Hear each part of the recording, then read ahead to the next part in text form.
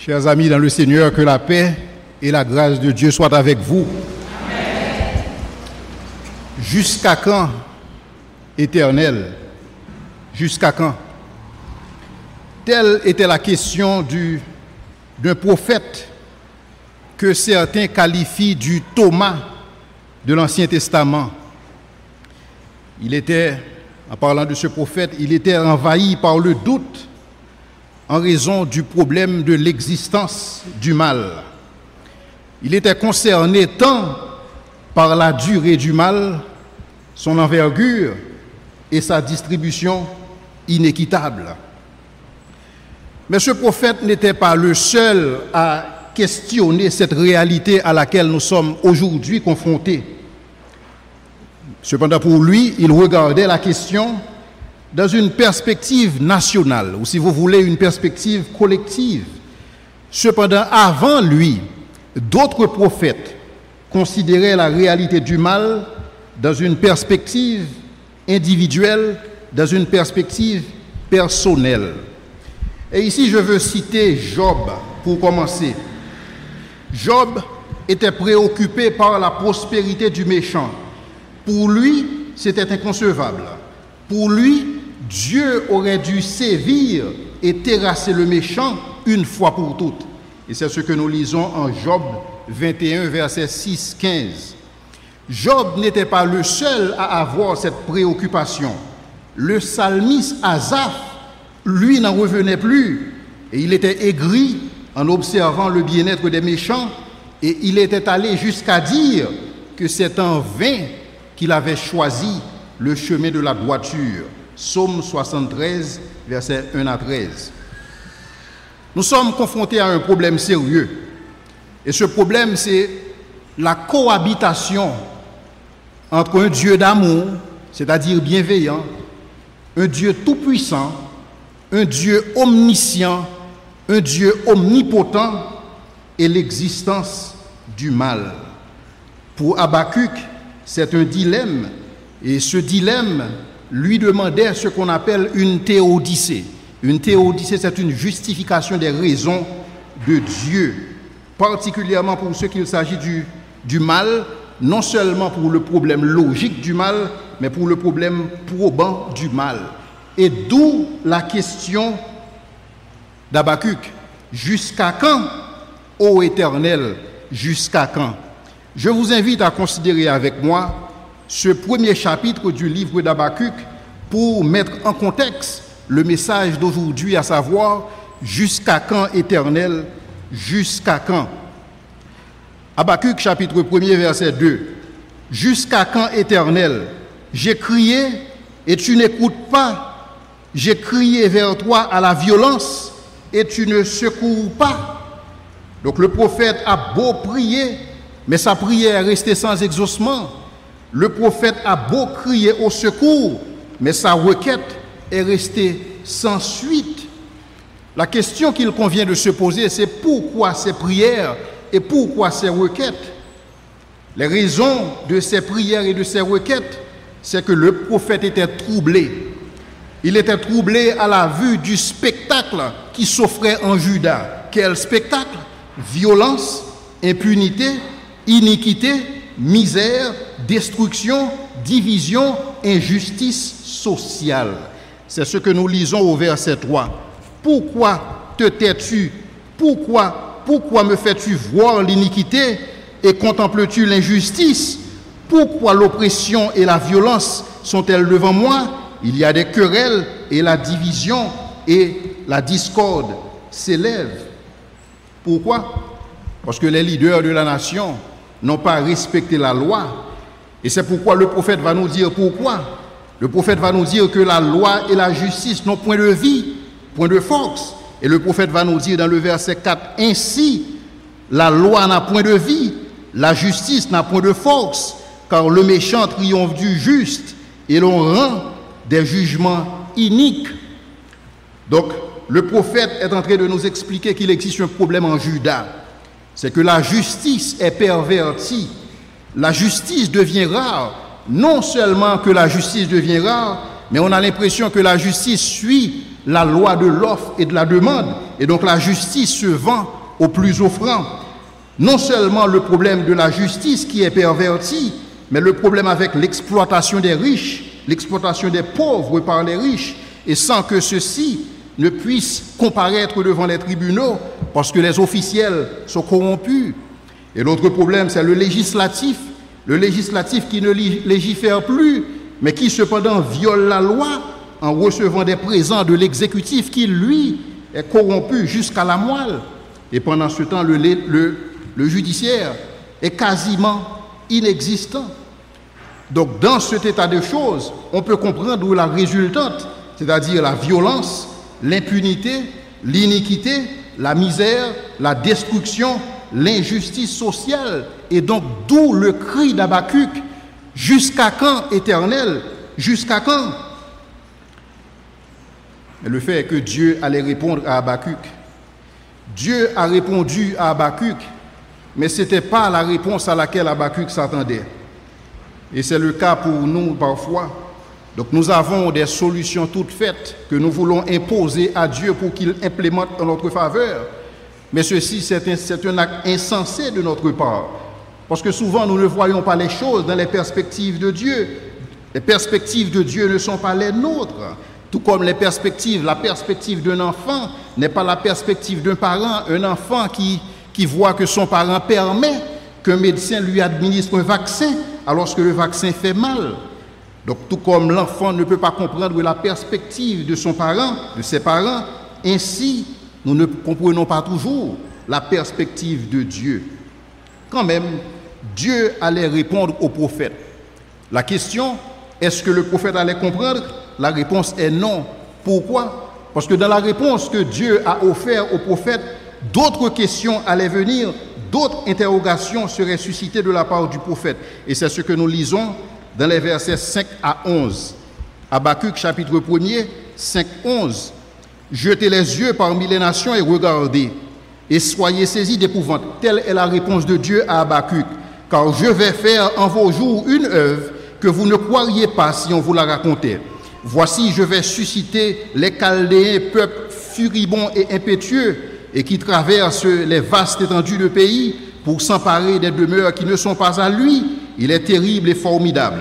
De lui viennent son doigt et sa grandeur. Ses chevaux sont plus rapides que les léopards, plus agiles que les loups du soir. Et ses cavaliers s'avancent avec orgueil. Ses cavaliers arrivent de loin. Ils volent comme l'aigle qui fond sur la proie.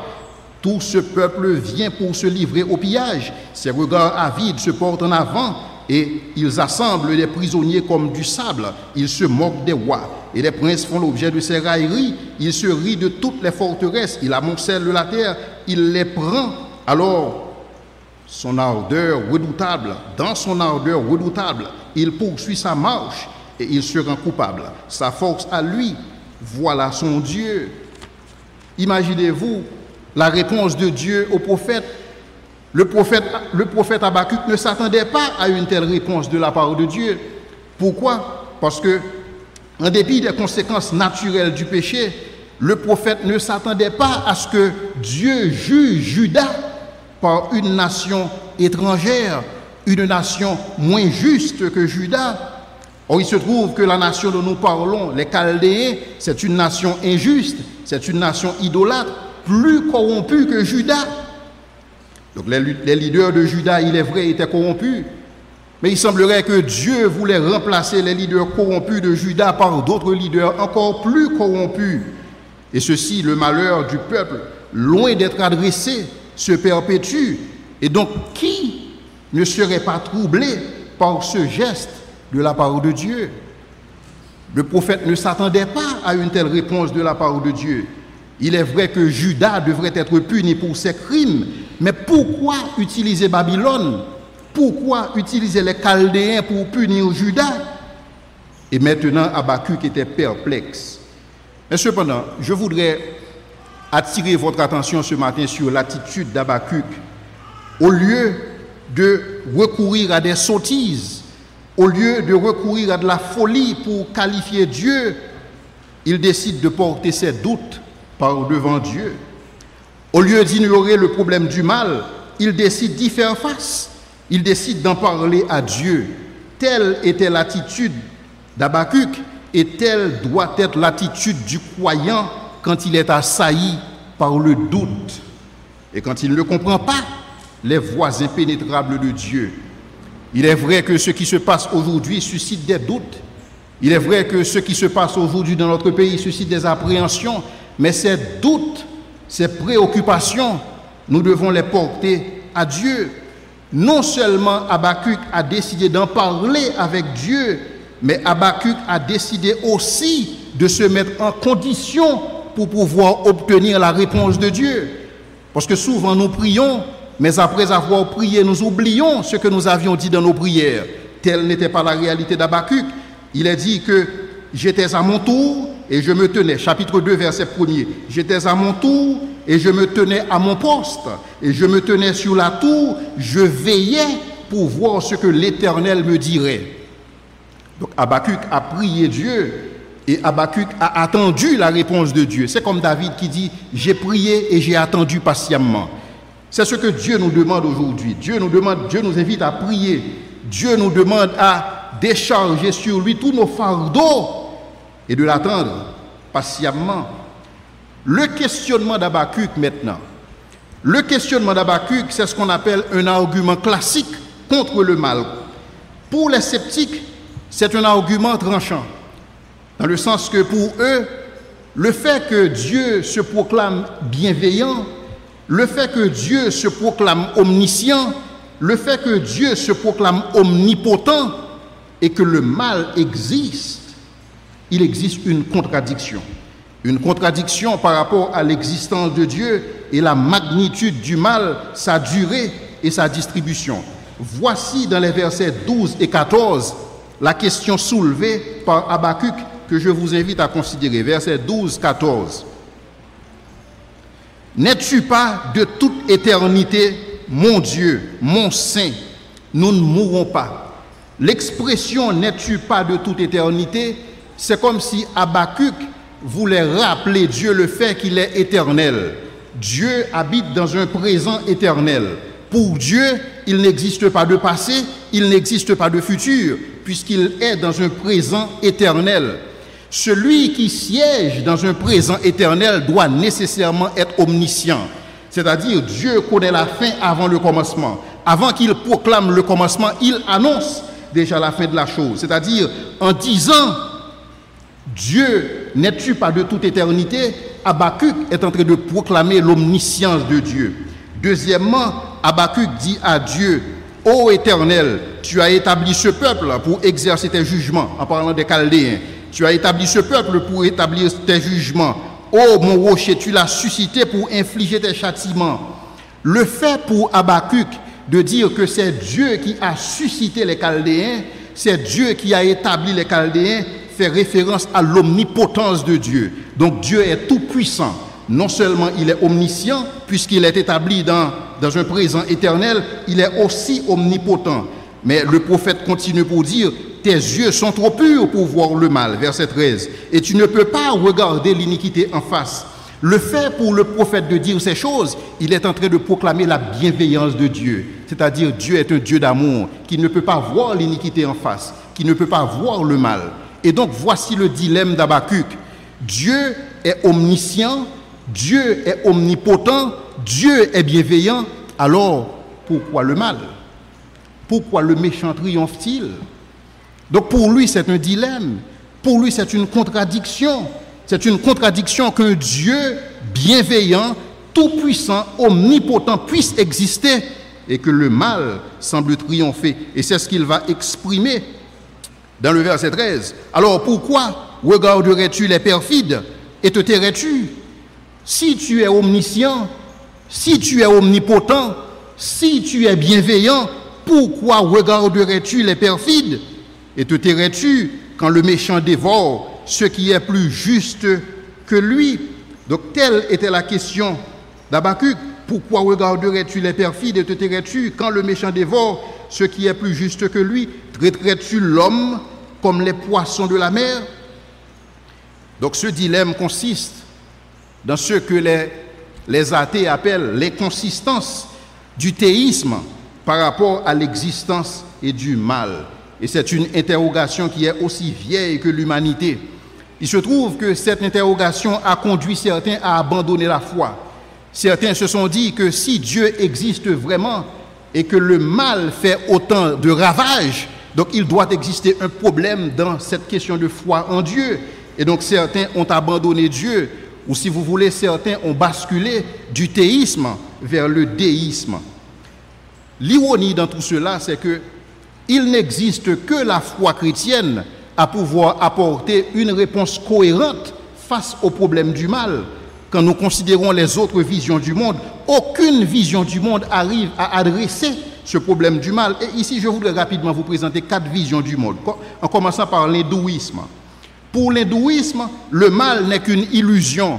Donc le mal est maya, c'est une illusion. Le mal n'existe pas véritablement, c'est une question de perception. Nous avons une certaine perception du mal, mais le mal n'existe pas véritablement.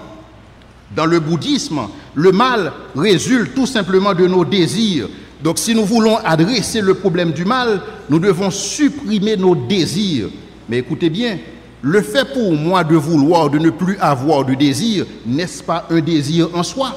Donc le problème du mal n'est pas résolu.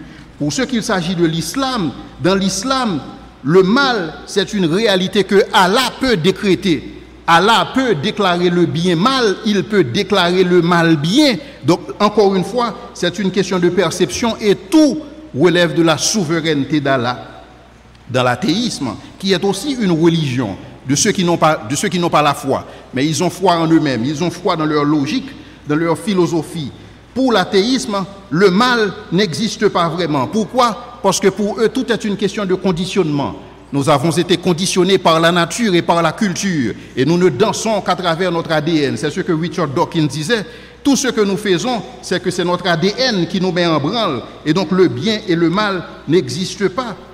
Mais la réalité, c'est que pendant que l'athée dit que le bien n'existe pas, le mal n'existe pas, il utilise souvent le mal comme un argument contre l'existence de Dieu, sans pour autant réaliser le fait de dire que quelque chose c'est mal, cette chose doit nécessairement se comparer par rapport au bien.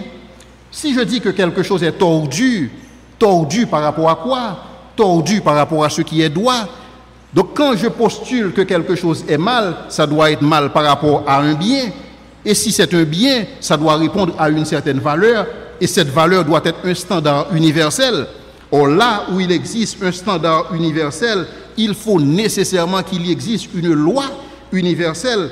Et là où existe une loi universelle, il faut nécessairement faire référence à un législateur suprême, parce qu'il n'existe pas de loi sans législateur.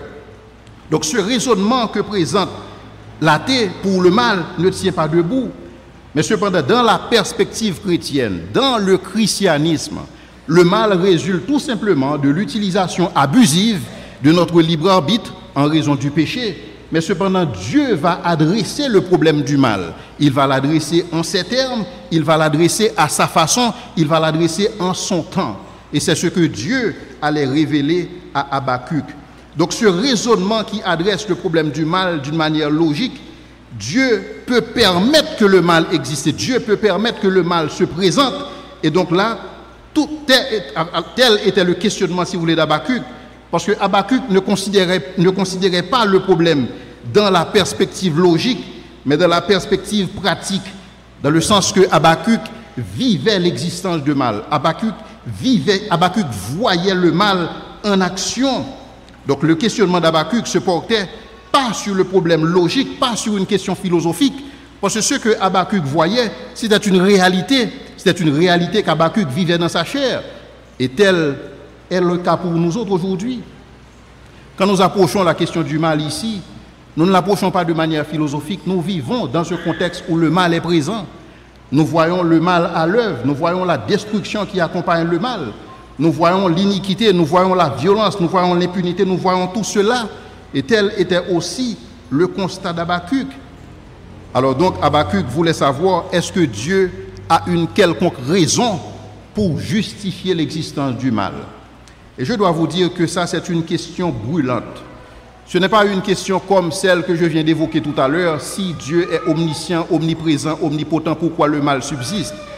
La question d'Habakkuk, c'était est-ce que Dieu a une raison valable? Est-ce que Dieu peut avoir une raison juste pour permettre le mal? Donc certains philosophes se sont attelés à fournir une raison pour le mal. Et c'est cette raison que nous appelons souvent une théodicée. Une théodicée, c'est une justification des actions de Dieu par rapport au mal. À savoir, est-ce que Dieu aurait-il des raisons pour permettre le mal? Et donc, permettez-moi de vous présenter brièvement 10 raisons, ou si vous voulez, une théodicée chrétienne par rapport à l'existence du mal. Premièrement, le fait pour nous de ne pas être en connaissance de la raison du mal ne veut pas dire que Dieu n'a aucune raison. Je peux ne pas savoir les raisons d'une chose, mais ça ne veut pas dire qu'il n'existe pas une raison derrière le mal. Donc, premièrement, le mal, Dieu peut permettre le mal parce que le mal peut représenter une opportunité pour que sa puissance soit manifestée. C'est ce que nous trouvons en Jean 9, verset 1 à 3. Si on se souvient de l'histoire de cet homme qui était né aveugle, les disciples de Jésus l'ont approché pour lui dire « Est-ce que c'est lui qui a péché ou est-ce que ce sont ses parents qui ont péché ?» Jésus a répondu qu'il est aveugle afin que la puissance de Dieu soit manifestée. Seul celui qui était malade peut expérimenter la puissance de la guérison de Dieu. Donc Dieu peut permettre le mal et la souffrance parce que ça peut servir comme une opportunité pour manifester sa puissance. Deuxièmement, Dieu peut permettre le mal et la souffrance pour nous empêcher de nous enorgueillir. C'est ce que nous lisons en 2 Corinthiens 12, verset 7, où Paul parle de la souffrance dont il était l'objet. Et il disait que Dieu a placé dans sa chair un ange de Satan pour le souffleter jour et nuit. Pourquoi? Pour l'empêcher de s'enorgueillir. Troisièmement, Dieu peut permettre le mal et la souffrance pour confirmer l'authenticité de notre foi. Parce que souvent, nous ne savons pas qui nous sommes véritablement, mais Dieu peut permettre des épreuves pour nous éprouver dans ce sens. Et telle était la situation de Job, où ce pari était fait, à savoir, est-ce que Job sert Dieu par intérêt personnel ou est-ce que Job sert Dieu parce qu'il aime Dieu véritablement? Donc Dieu peut permettre le mal et la souffrance pour confirmer l'authenticité de la foi des croyants. Quatrièmement, Dieu peut permettre le mal et la souffrance pour fournir une opportunité de démontrer tant aux croyants qu'aux non-croyants le concept du corps de Christ. 1 Corinthiens 12, versets 12 à 26. Parce que Dieu, la façon dont Dieu nous a créés pour être interdépendants. Nous avons tous besoin les uns des autres, mais souvent nous ne le savons pas. Et dans ce contexte, Dieu permet que des situations se présentent pour que nous puissions savoir que nous ne sommes pas aussi indépendants que nous voudrions l'être. Et nous avons besoin des uns des autres, parce que c'est ainsi que Dieu nous a créés. Et c'est aussi une opportunité pour l'Église, pour le corps de Christ, de prouver que l'Église est véritablement une entité qui vit dans l'amour, dans le sens que l'Église va tendre sa main vers ceux qui en ont besoin. Cinquièmement, Dieu peut permettre le mal et la souffrance comme moyen pour sanctifier le croyant. Selon 1 Pierre 4, versets 1 à 2, 1 Pierre 1, versets 6, 7. Donc Dieu veut que nous soyons sanctifiés, Dieu veut que nous soyons saints, Dieu veut que nous soyons mis à part pour lui. Et Dieu, pour nous sanctifier, il peut utiliser n'importe quelle circonstance de la vie pour le faire. Parce que tel est son objectif. Dieu veut que nous ayons une certaine intimité avec lui. Dieu veut que nous grandissions dans la foi. Et Dieu veut que nous soyons à l'image de Christ. Et quand nous voyons l'image de Christ, nous voyons l'image de quelqu'un qui a souffert. Donc en souffrant, nous nous rapprochons de l'idéal du Christ. Nous nous rapprochons du Christ. Et donc Dieu peut permettre le mal et la souffrance comme moyen de sanctifier le croyant. Sixièmement, Dieu peut permettre le mal et la souffrance justement pour permettre aux croyants d'être justement récompensés. 2 Corinthiens 5, verset 10, 1 Corinthiens 3, verset 10 à 15, 1 Pierre 1, verset 7. J'aime souvent dire que la terre où nous vivons, c'est un véritable champ de combat. Et seuls ceux qui seront vainqueurs sont ceux qui seront couronnés. Et c'est pourquoi Dieu nous dit que l'athlète n'est pas couronné s'il n'a pas combattu suivant les règles. Dieu nous offre une opportunité en nous laissant vivre dans ce monde Il nous offre une opportunité de gagner des couronnes dans le monde à venir. Donc Dieu nous offre l'opportunité de développer des muscles spirituels dans ce bas monde. Parce que vous et moi, nous ne connaîtrions jamais ce qu'est la bravoure si le danger n'existait pas. Nous ne connaîtrons jamais c'est quoi le courage si la détresse n'existait pas. Et donc Dieu peut permettre le mal pour permettre aux croyants d'être récompensés à juste titre dans le royaume à venir. Septièmement, Dieu peut permettre la souffrance qui débouche sur le mal comme un moyen de prendre le croyant avec lui. Et je dois vous dire que ce point-là est particulièrement difficile parce que nous n'acceptons pas l'idée de la mort. Mais dans la perspective de Dieu, le croyant qui meurt, c'est quelqu'un qui reçoit une promotion de la part de Dieu. C'est ainsi que Paul le voyait en Philippiens 1er, le verset 21. Christ est ma vie et la mort m'est un gain. Donc le fait pour le chrétien de mourir, ça peut passer par la souffrance et c'est une opportunité, c'est une promotion de la part de Dieu. Parce que les perspectives de Dieu ne sont pas nos perspectives. Nous ne voyons pas les choses à la manière de Dieu. Dieu a sa manière de voir. Nous autres, nous avons aussi notre manière. Mais devinez quelle manière de voir est plus correcte. Huitièmement, Dieu permet la souffrance et le mal pour que nous puissions savoir que nous vivons dans un univers causal et que nos actions ont des conséquences. Ceci nous permet de mieux comprendre ce que ça veut dire être séparé de Dieu. Imaginez-vous que la souffrance n'existait pas. Imaginez-vous que le mal n'existait pas. Le fait pour Dieu de dire dans le jardin, le jour où tu en mangeras, tu mourras et que la terre sera maudite à cause de ton péché, ça n'aurait absolument aucun sens si tous les jours de notre vie n'étaient que joie. Dieu veut que nous apprenions ce que ça coûte d'être séparés avec lui. Nous sommes séparés de Dieu en raison du péché d'Adam et Ève. Et cette séparation d'avec Dieu engendre la souffrance. Et Dieu permet cette souffrance pour que nous puissions comprendre ce que cela veut dire, être séparés avec lui.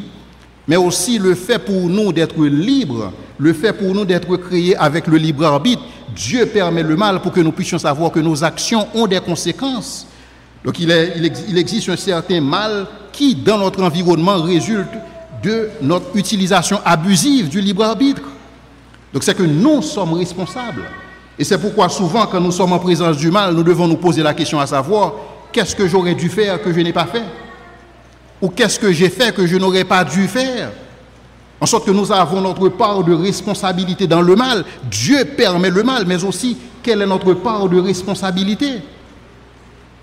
Quelle est la responsabilité du croyant?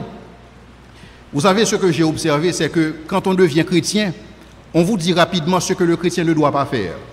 Le chrétien ne doit pas fumer. Le chrétien ne doit pas se saouler. Le chrétien ne doit pas faire X. Le chrétien ne doit pas faire Y. Quand on devient chrétien, c'est ce qu'on nous dit dans le catéchisme. On nous dit tout ce que le chrétien ne doit pas faire. Mais personne ne nous dit ce que le chrétien doit faire.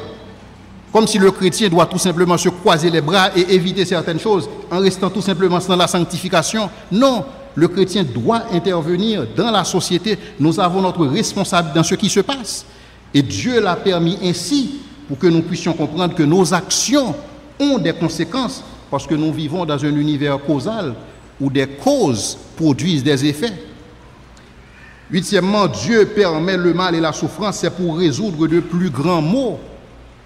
Donc ceux qui ont fait l'expérience de la prison savent très bien, ils sont, enfin, si vous voulez, ils peuvent être les meilleurs et défenseurs, ils peuvent faire des plaidoyers les plus efficaces en faveur des jeunes pour leur éviter la prison. Pourquoi? Parce qu'ils ont fait l'expérience du mal. Et parce qu'ils ont fait l'expérience du mal, et maintenant ils sont prêts à ne pas s'engager encore dans cette voie. Donc Dieu peut permettre la souffrance et le mal pour résoudre de plus grands maux. Et c'est comme quand nous allons chez le médecin. Le médecin peut nous faire souffrir momentanément, mais tout simplement c'est pour éviter de plus grands maux. C'est ainsi quand un médecin donne un vaccin à un enfant, c'est pour éviter un plus grand mal et qui pourrait se présenter. Mais Dieu permet aussi la souffrance et le mal, tout simplement pour pouvoir mettre le mal en échec une fois pour toutes. Et si on regarde les souffrances qui ont été infligées à un homme juste, en parlant de Jésus-Christ, et les souffrances infligées à Jésus ont contribué à faire de nous ce que nous sommes aujourd'hui. Donc Dieu a permis que le Seigneur, il a permis que Jésus-Christ soit humilié. Il a permis que Jésus-Christ soit frappé. Il a permis que Jésus-Christ soit l'objet de tant de maux et pour produire le plus grand bien qui soit. Et c'est ainsi que Dieu prévoit de mettre le mal en échec. Mais le mal sera mis en échec. Et le processus a déjà commencé avec la croix de Christ. Et c'est cette prophétie dont Dieu annonçait à Habakkuk, pour le chapitre 2, les versets 1 et 2, quand il disait que c'est une prophétie, j'étais à mon poste et je me tenais sur la tour et je veillais pour voir ce que l'Éternel me dirait et ce que je répliquais après ma plainte. L'Éternel m'adressa la parole et dit, donc Dieu a dit à Habakkuk qu'il va adresser le problème du mal. Ce n'est pas un problème qui préoccupe uniquement Habakkuk, c'est un problème qui préoccupe Dieu. Mais Dieu ne peut pas détruire le mal sans détruire le libre arbitre. La destruction du mal revient à détruire le libre arbitre. Et dans ce contexte, Dieu, il veut mettre le mal en échec. Et il a commencé à la croix. Et c'est pourquoi il dit au prophète, écris la prophétie, grave-la sur des tables, afin qu'on la lise couramment, car c'est une prophétie dont le temps est déjà fixé. Elle marche vers son terme. Elle ne mentira pas. Si elle tarde, attends-la, car elle s'accomplira certainement. Cette prophétie formulée par Habakkuk en réponse à son interrogation se réfère à Jésus-Christ personnellement. C'est ce que nous lisons en Hébreux 36, verset 39, qui dit que s'il tarde, attends-le, car il viendra. Donc c'est une prophétie qui concernait Jésus-Christ personnellement. Donc Dieu appelait Habakkuk, Dieu appelait le prophète à la patience. Et c'est exactement ce que Dieu fait aujourd'hui. Dieu va adresser le problème du mal. Cependant, il veut le faire une fois pour toutes. Il ne tardera pas, mais il va le faire selon son timing. Notre timing n'est pas le timing de Dieu. La perspective de Dieu n'est pas notre perspective. Notre perspective est temporelle, alors que la perspective de Dieu est éternelle. Alors je comprends des fois qu'il est difficile pour nous, enfin, pour tout le monde, pour moi personnellement, de comprendre pourquoi Dieu permet que le mal dure autant. Parce que là, nous sommes en train de parler de plusieurs siècles, nous sommes en train de parler de plusieurs générations. Et nous sommes en train de parler de ce qui se passe dans notre vie personnellement. Je dois vous dire que pour Dieu, le fait pour vous d'avoir vécu 90 ans ne représente absolument rien sur l'échelle de l'éternité. Le fait pour vous d'avoir vécu 120 ans, que représente 120 ans dans la perspective de l'éternité? 120 ans ne représente même pas une nanoseconde. C'est comme si pour Dieu, vous n'avez même pas vécu. Donc Dieu ne regarde pas le problème du mal. Pour ceux qui pensent que le mal perdure trop, le mal perdure trop pour qui? Pas dans la perspective de Dieu. Parce que dans la perspective de Dieu que représente Babylone, Babylone n'est rien dans la perspective de Dieu. Mais c'est ce que Habakkuk ne pouvait pas comprendre. Dans la perspective de Dieu, c'est quoi Babylone? C'est quoi Grèce? C'est quoi Rome? C'est quoi l'Espagne? C'est quoi la Grande-Bretagne? C'est quoi la Chine? C'est quoi les États-Unis? C'est quoi Haïti? C'est comme une goutte d'eau dans l'océan. C'est comme une veille de la nuit. Pourquoi? Parce que dans la perspective de Dieu, il ne considère pas les choses comme nous autres, nous les considérons. Donc la première leçon que le prophète sceptique devait apprendre, c'est la patience. Et c'est la première leçon que Dieu vous invite à apprendre ce matin. Pour ceux qui ne peuvent plus attendre, pour ceux qui s'impatientent, pour ceux qui doutent de la bienveillance de Dieu, pour ceux qui doutent de la capacité de Dieu à administrer la justice, Dieu vous demande ce matin d'être patient. Et c'est ce que le prophète devait apprendre. La seconde leçon que le prophète devait apprendre, c'est qu'il devait apprendre à faire confiance à Dieu. Non seulement il va patienter, mais il va faire confiance à Dieu. J'ai prié et j'ai attendu patiemment, comme disait David. Et c'est pourquoi Dieu disait au prophète, le juste vivra par la foi. Donc non seulement tu dois patienter, dans le verset 3, il est dit, car c'est une prophétie dont le temps est déjà fixé, elle marche vers son terme, et si elle tarde, attends-la, elle ne mentira pas, parce que Dieu n'est pas un homme pour mentir, ni un pécheur pour se repentir. Ce que sa bouche a dit, sa main l'accomplira. Si elle tarde, attends-la, car elle s'accomplira certainement. Voici son âme s'est enflée en elle. Mais le juste vivra par la foi. Donc la foi, c'est la clé que Dieu nous donne pour voir le big picture. Il y a des gens qui ne peuvent pas voir ce que Dieu fait parce que tout simplement, ils marchent par la vue et non par la foi. Mais cependant, Dieu, il va effectivement adresser le problème du mal. Il promet qu'un jour, la terre sera remplie de toute la connaissance de l'Éternel. comme la mer des eaux comme le fond de la mer par les eaux qui la couvrent, selon chapitre 2, verset 14.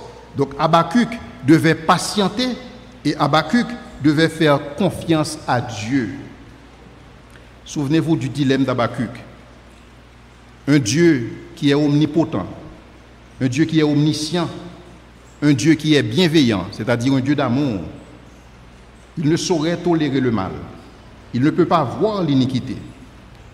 Et il devrait avoir de bonnes raisons pour le faire. Dieu a révélé à Habakkuk qu'il a ses raisons de permettre que le mal existe. Et je vous ai présenté 10 raisons dans une théodicée chrétienne. Il y a d'autres théodicées que je pourrais vous présenter, mais en général, j'aime utiliser une théodicée chrétienne pour un public croyant. Il y a des théodicées pour un public non croyant et je vous invite à participer aux conférences apologétiques. Donc là, ça va vous permettre d'approfondir ce sujet-là. Donc Habakkuk, par rapport à son dilemme, par rapport à son interrogation, il a trouvé la réponse de Dieu. Ce n'est pas la réponse à laquelle il s'attendait. Habakkuk ne pouvait pas comprendre que Dieu puisse juger Juda pour sa violence, pour son impunité, pour sa corruption, pour son injustice sociale, et que Dieu va utiliser une nation étrangère encore plus injuste que Juda. Donc, Habakkuk avait des difficultés à comprendre cet état de choses, mais cependant, ce Dieu qui a permis aux Chaldéens d'être un instrument de jugement contre Juda, Dieu allait juger les Chaldéens et Dieu allait rétablir toutes choses. Et c'est la raison pour laquelle Habakkuk, après avoir entendu Dieu, Habakkuk crut à Dieu. Il a cru à ce Dieu qui ne ment pas. Et c'est ainsi que Habakkuk pouvait approcher l'avenir avec sérénité. Approcher l'avenir avec sérénité ne veut pas nécessairement dire que tout va fonctionner comme sur des roulettes. Mais approcher l'avenir avec sérénité veut dire que nous croyons dans ce Dieu qui ne ment point. Nous lui faisons confiance. Nous savons qu'il a un plan. Nous savons qu'il va intervenir. Cependant, nous savons aussi que nous ne devons pas rester les bras croisés, nous devons intervenir. Parce qu'il nous a placés dans un univers où nos actions ont des conséquences. Par conséquent, nous devons intervenir pour adresser ou pour changer ce que nous pouvons changer, comme dirait Pascal. Donc Habakkuk